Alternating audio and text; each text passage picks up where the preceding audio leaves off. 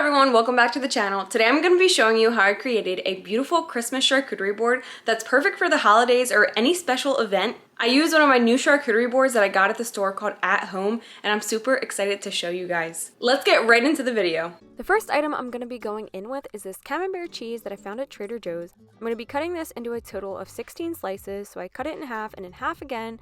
I continued doing that until I get to the 16. It's a little bit difficult to cut this Camembert cheese, so you kind of have to wiggle the knife out, and sometimes you can slide it depending on how stuck it's getting. Before slicing into the cheese, I use the knife to draw a line along the cheese so that way the pieces would be the same size.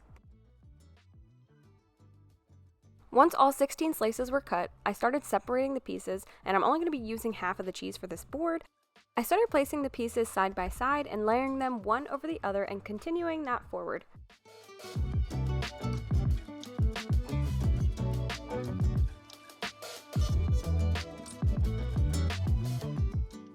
Once I had the pattern and style down, I transferred them over to the charcuterie board and I laid them right next to the handle along the edge of the board.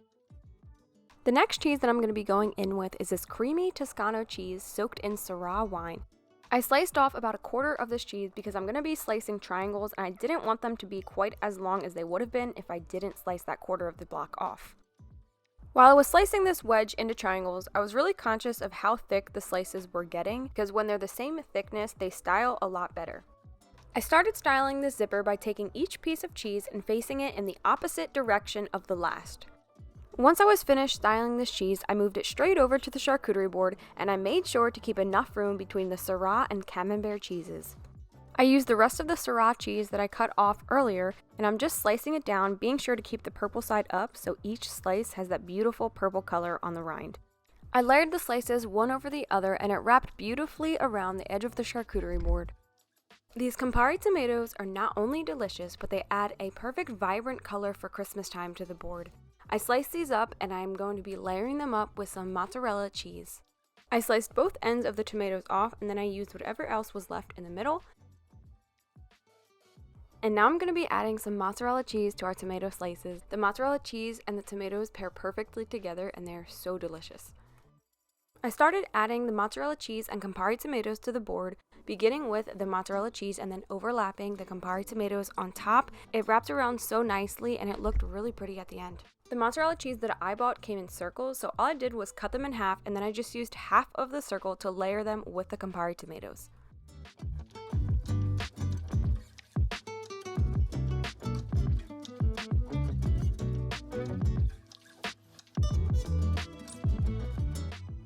The next cheese that I'm going in with are these mini Brie bites that I found at Trader Joe's.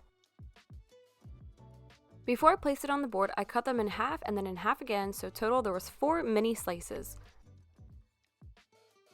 I added one more mini Brie bite to the board and I cut it the same way I did with the first.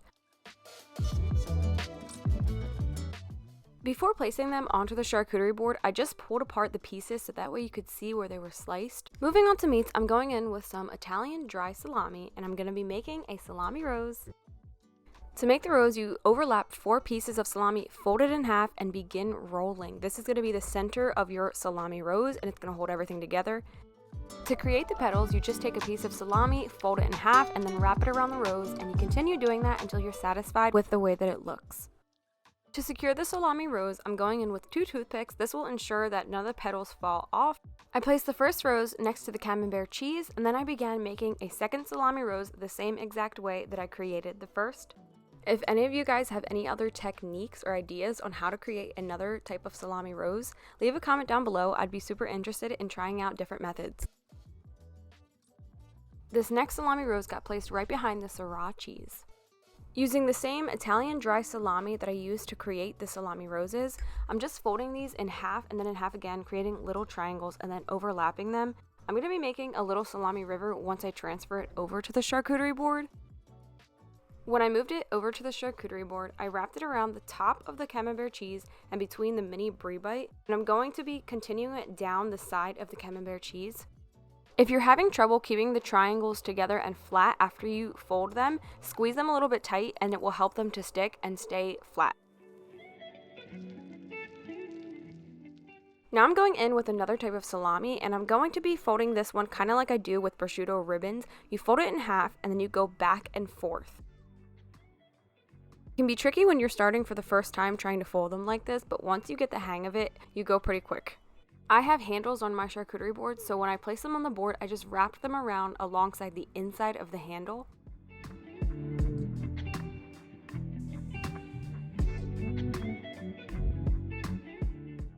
Now moving on to crackers, and I found these brioche toasts at Trader Joe's. These were super delicious. I just took a couple, overlapped them, and I wrapped them around the edge of the board next to the salami and the other cheese. I added some assorted crackers directly underneath the brioche toasts, and I continued wrapping them around the charcuterie board. I'm going in with these stolen crisps that I also found at Trader Joe's. They're sweet in flavor, and the powdered sugar on the outside accompanies all the other flavors very well. I just overlapped them, and I put them right next to the Campari tomatoes and mozzarella cheese. These are one of my favorite things that I found at Trader Joe's, so I'll definitely be going back for more. It's time to add some fresh fruit to the board to break up the flavor, and the first fruit I'm going in with is raspberries. I use them to fill in the gap between the Syrah cheese and the mozzarella and Campari tomatoes. I added some blackberries alongside of the Syrah cheese right next to the raspberries. The vibrant red raspberries and the blackberries complemented the rest of the charcuterie board very well. I also went in with some green grapes to give the board a pop of color, and I added them right next to the stolen crisps and to the salami rows, and I continued piling them on top until they looked full. I love adding strawberries to my charcuterie boards because it looks so fresh and super pretty. I'm just cutting them in half long ways, and I left the stems of the strawberries on to give the board a little bit more character. I added the strawberries onto the charcuterie board right next to the salami, and I just overlapped them and leaned them against one another. Then I placed an extra strawberry right on top of the raspberries. It's time to sweeten it up a bit with some peppermint bark that I of course found at Trader Joe's. I'm just using a serrated knife to chop this up into jagged pieces. You want the pieces to be a variety of different shapes and sizes. They don't have to be perfect at all. Since the peppermint bark has candy cane pieces on the top, it was a little bit easier to flip it face down with the candy canes facing the cutting board. Once I was done cutting the peppermint bark, I added them right next to the stolen crisps, and I added more on top until it looked full enough for my liking. Comment down below and let me know if you guys usually make homemade peppermint bark or if you buy yours from the store like me. These dark chocolate covered pretzels were a great addition to the charcuterie board. They're super delicious. I added them right next to the peppermint bark and they fit together beautifully. We can't forget the gingerbread cookies during the Christmas season, and I found these mini gingerbread people. They had white fudge icing on them and they complemented the board very well. I added a few of the gingerbread cookies right next to the strawberries and then a couple more on top of the peppermint bark. These triple ginger cookie thins are a fan favorite of my family, so I always add these to any board that I'm bringing over to the house for the holidays. I added them right between the other gingerbread cookies. Adding dried fruit to my charcuterie boards is a great way to break up the flavors, colors, and textures, so I added a few dried apricots, specifically in places where it looked like it needed a pop of color. I also went in with some more green grapes right next to the apricots that I put next to the brioche toasts.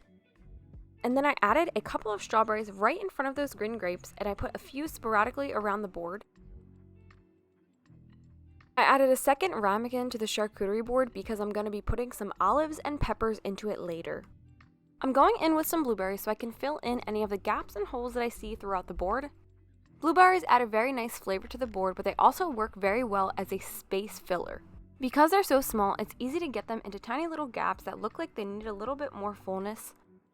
Next, I'm going in with these sweet picante peppers that have creamy cheese filling, as well as manzanilla olives that I'm going to be putting in the same ramekin together. The sweet picante peppers with creamy cheese filling were so flavorful, and I can definitely say that they were one of my favorite things on this charcuterie board. The fig butter that I'm adding into this ramekin complemented all of the other flavors very well. And lastly, I added a few more green grapes right next to the brioche toasts. Here is the final result of this Christmas holiday charcuterie board. If you're not part of our YouTube family yet, hit that subscribe button and join us on this delicious journey. We have a lot more exciting and fun recipes coming your way. Until then, stay blessed and enjoy your Christmas holiday charcuterie board. Merry Christmas and a Happy New Year.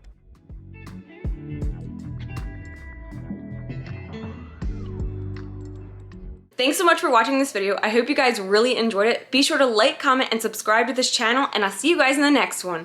Bye!